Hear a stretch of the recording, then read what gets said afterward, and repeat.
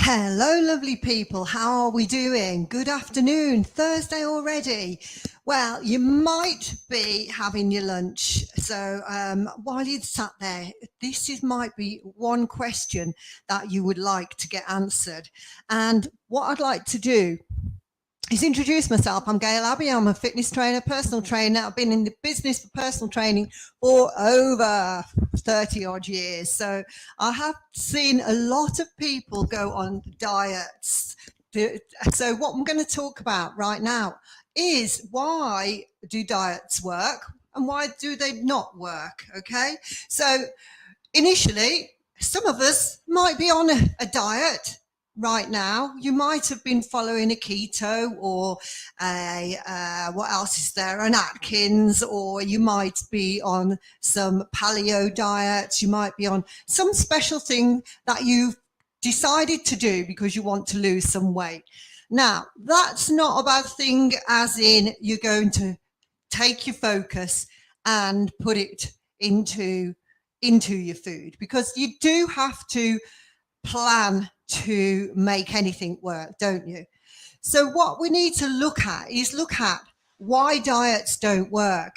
And the reason is because they often cut out food groups, big food groups, that when you go back to eating, then you can't carry on eating that type of way. You can't do without that type of food. You find yourself craving that type of food.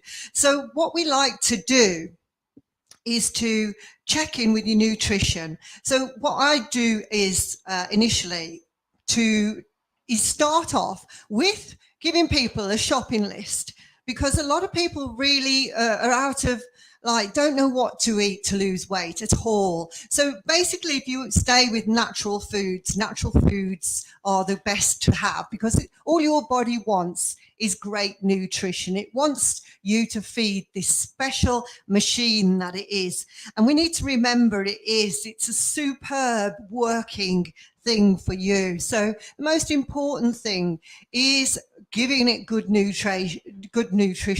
See medicine as your life force, okay? Because without it, you're going to get all sorts of ailments going on. So we need to look at not going on a diet, but you need to know what are the best foods for you to eat. Now, this can be quite overwhelming to throw at somebody all at one go. But what I'll do is give you a basic shopping list to go out, to start to work on, and give you an idea without overwhelming you of what type of way to eat. And then along that way, we look at all the other things that have maybe helped you put weight on over the time. So what I'd like you to do is a little task is to write down, how did you put the weight on? Just find into your notes. Go back. It might take a while. Go back and see, how did you put the weight on? Because 9 times out of 10, it isn't because you made a decision to start to eat more and do that. It's something that happened over time. And so, yes, we do have to look at losing the weight over time as well. So let's look at some of the main things that can create weight gain. We're not going to go in depth with it, because I go much more in depth with it on my morning briefs every morning, and we segregate each one of these categories and go deep into it a little bit more. But you may find that people will say that stress has put my weight on me. I was in a high state of stress. Now, what stress does, it can raise your cortisol levels, and it can make it harder to lose weight by other things. It's not like, yes, I'm going to now plant a load of fat on you. It's often that all the reactions that you have to stress are what's affecting the weight loss. So the reactions that we have to stress are often sleepless nights. We sometimes do turn to comfort food or drink to manage our stress. Yes, is that true? Do you find that? It is, not being able to sleep. It is either being able to sleep, but excessively being able to sleep. It is all our schedules going awry and not keeping up schedules. It's the whole life when you're trying to fit everything in, isn't it? So if you look at that you may be not sleeping enough, then that affects your amount of food that you require in the day, doesn't it, often?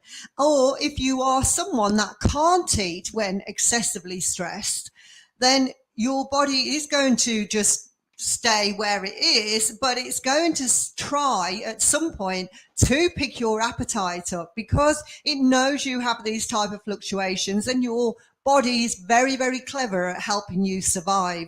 So we have to look at stress being a factor, but not because, right, you're stressed, I'm going to throw fat at you, it's going to stick around your belly. It's because of the stress, the way we manage that stress, the way that our sleep patterns, our comfort foods and all of that are affected.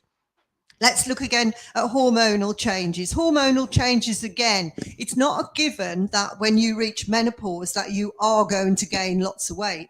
It isn't at all.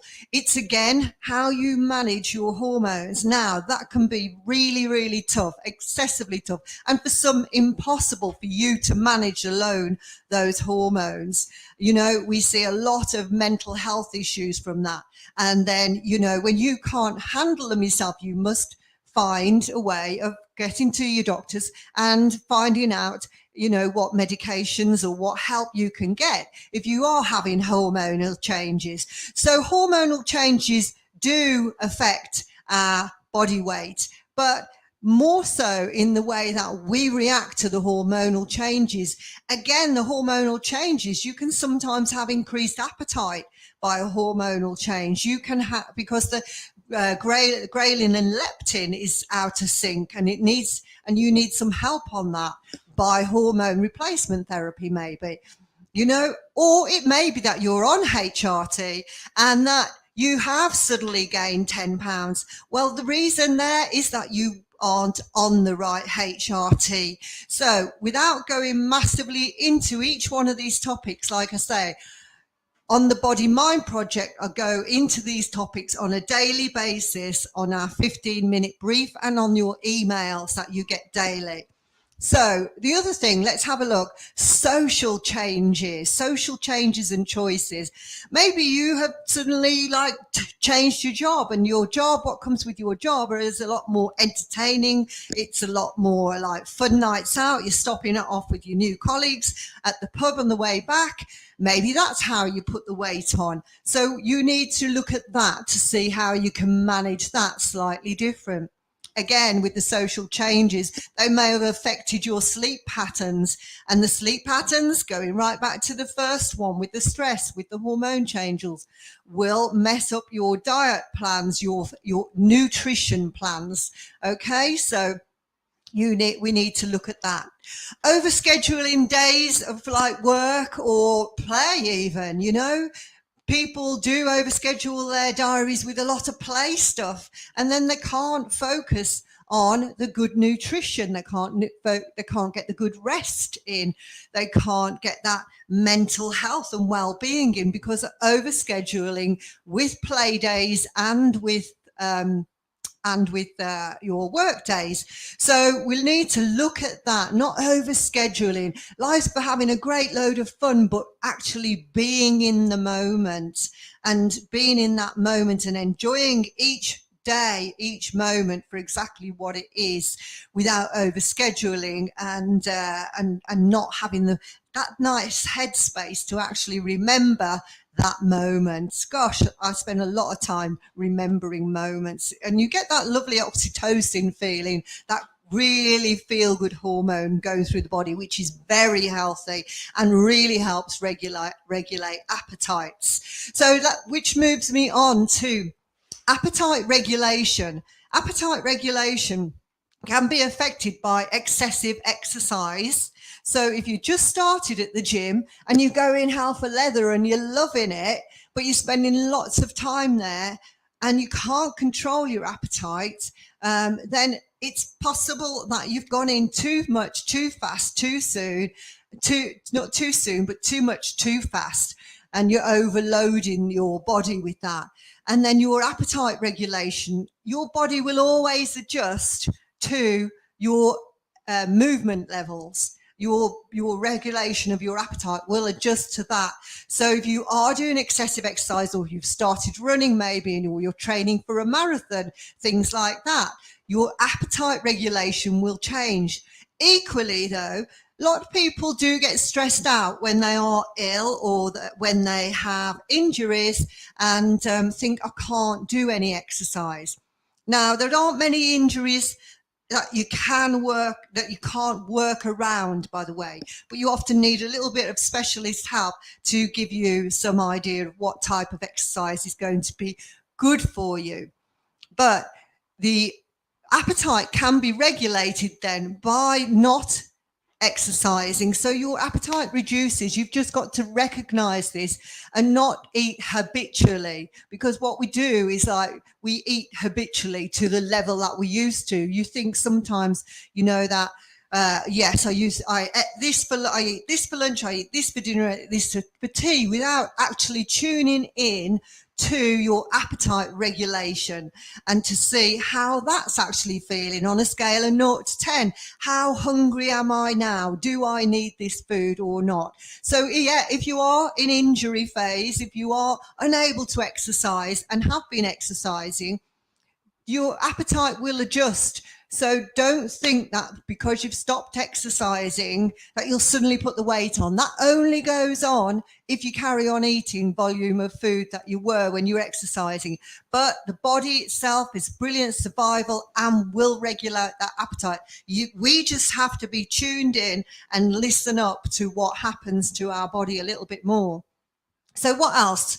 What else, looking back over the time, why, if you put the weight on, have you put the weight on?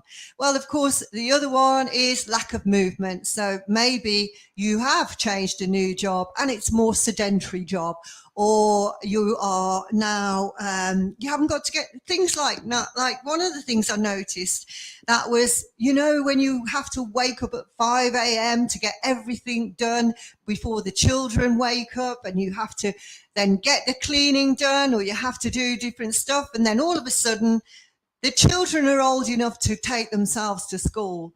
And then you are left with, I can relax a little bit now.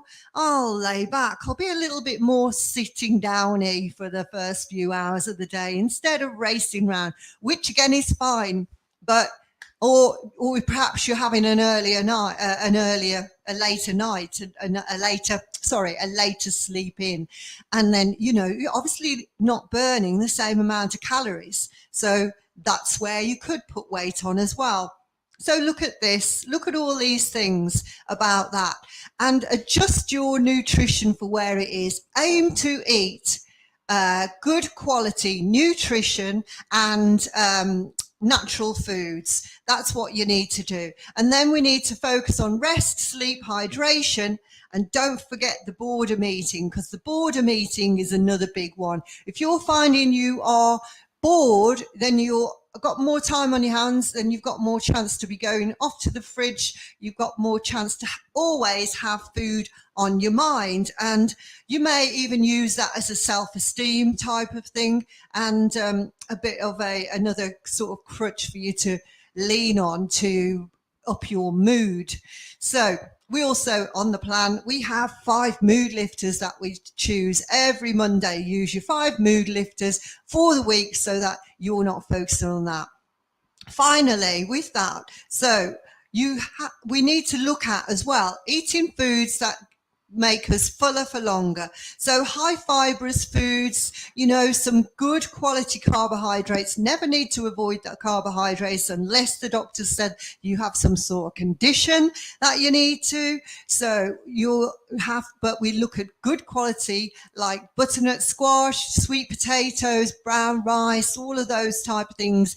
Grains, best quality grains that you can have, oats, all of those type of things. They are very good sources of high fiber and protein. So you've got your fish, your good quality proteins that will also keep you fuller for longer. So making sure that that's what your meals are about.